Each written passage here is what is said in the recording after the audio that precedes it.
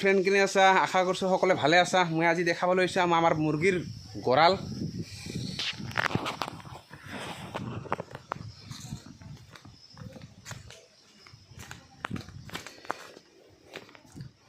এইটো মোৰ মুৰ্গীৰ গঁৰাল কাৰেণ্টৰ কাম কৰি আছোঁ ইয়াত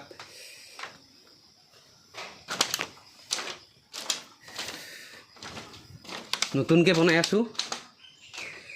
কি কৰিব লাগিব সকলে জনাব হয়তো কিবা কাম বাকি থাকি যাব পাৰে মানে ওপৰত ভাবিছোঁ ইয়াত পাৰৰ বাবে আৰু এই তলত ভাবিছোঁ BV 380 BV 380 আৰু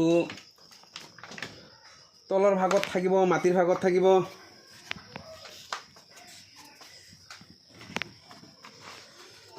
কেম্বেল হাঁহ আৰু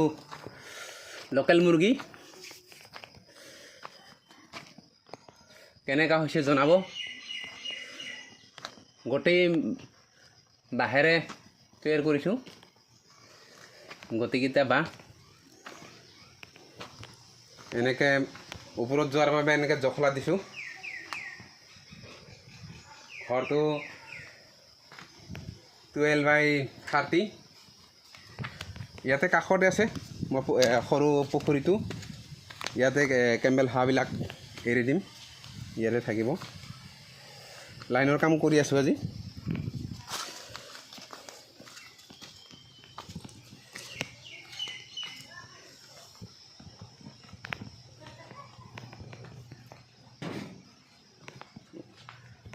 গোটেই এইবিলাক বাঁহৰে খুঁটি দিছোঁ আৰু এইবিলাক আমাৰ লোকেল শাল গছৰ খুঁটি এনেকৈ বনাইছোঁ এই ওপৰত হাঁহৰ কি পাৰৰ বাবে এইবিলাক ঠিক কৰা হৈছে তাতে খাঁচাবিলাক দিয়া হ'ব পাৰৰ আৰু এই মিডিলত ভাবিছোঁ 380 BV 380 মুৰ্গী লেয়াৰ মুৰ্গী পোহাৰ বাবে শিকিছোঁ আৰু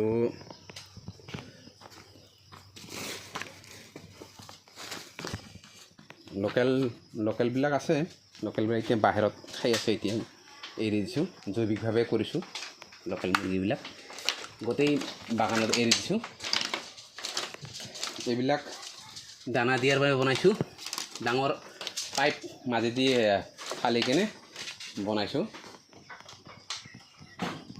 এই আমাৰ সুবল ভাই কাৰেণ্টৰ কাম কৰি আছে ভাল কাম কৰে সেই কাৰেণ্টত আমাৰ ইয়াত মানে কি বুলি কোৱা অন্য ঠাইত কি বুলি কয় এই হাপাই অলপ মুৰ্গী অলপ খাব আহে নিব আহে সেইকাৰণে অলপ কটকটীয়া কৰিব বেৰবিলাক অলপ কটকটীয়া কৰিব লাগে তাকত কৰিব লাগে সেইকাৰণে লাইটৰ ব্যৱস্থা ভাল লাগে লাইটটো দি আছোঁ অলপ পোহৰ হৈ থাকিলে আহাৰ কাৰণে খকজা হয় নাহে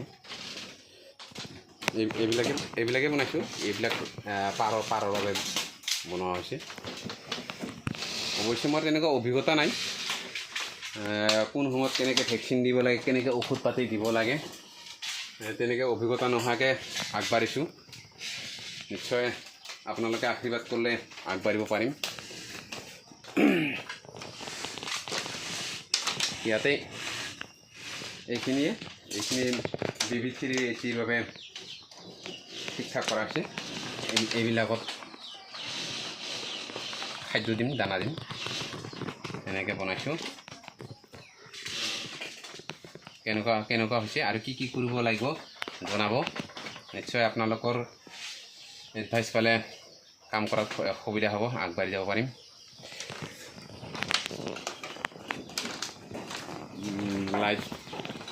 লাইট ভাবিছোঁ বাহিৰত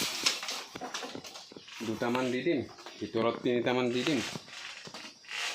যাতে সদায় পোহৰ হৈ থাকে মানে ঠাণ্ডা দিনত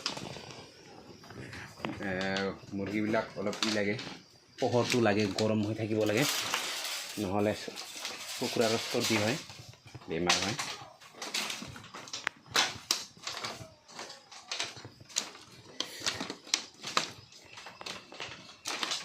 জনাব কেনেকুৱা হৈছে কমেণ্ট কৰি জনাব। এইটো জখলা বনাইছোঁ। ইপিনে অপেন ৰাখিছোঁ, বন্ধ কৰিব লাগিব নেকি।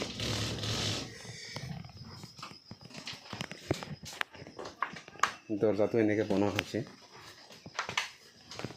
এইখিনিয়ে আজি ভিডিঅ'টো আছিল, ধন্যবাদ।